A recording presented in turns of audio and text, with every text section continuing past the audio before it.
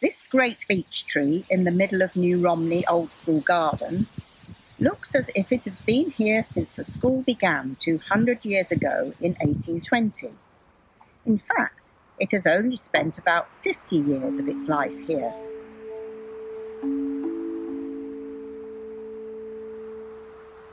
As it began as a young tree across New Romney in Rolfe Lane's Rural District Offices Garden.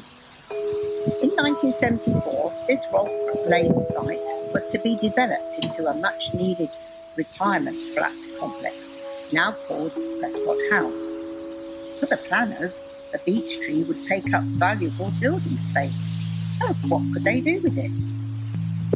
It was saved from a chainsaw fate, as since time immemorial, trees have held a special important place on Romney Marsh.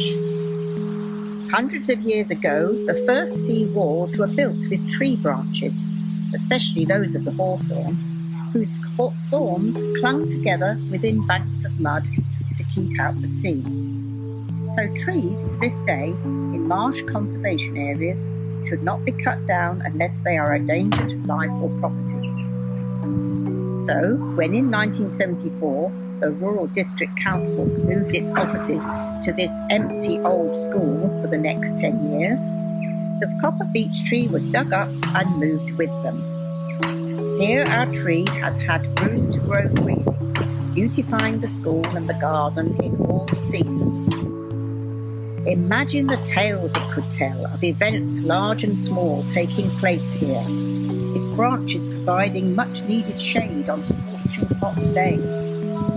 Plant sales, country fair stalls, Jam on the Marsh theatre performances, the Queen's 90th birthday and Shakespeare's 400th anniversary, the Light Up New Romney Lantern Parade, and now, in this strange year of the 2020 coronavirus, the tree witnesses small and quiet groups meeting after lockdown in the welcome open air, and children's excited voices as they run freely under our special tree and around the garden.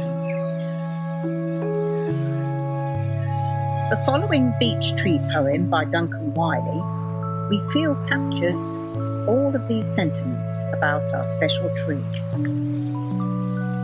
The beech tree. This beauty that stands before me, unchallenged by the light of day or the four winds that surround her, for she has stood on her own for so long, offered her strength and shelter for so long, become part, yet set within the ever-changing fields of time. This beauty that stands before me, she has grown through the ages, held secrets never to be told, and yet her wisdom seems to seep through every heartfelt hue. Roots set deep and spreading, branches that stretch out like hands, comforting for onlookers who smile as they understand.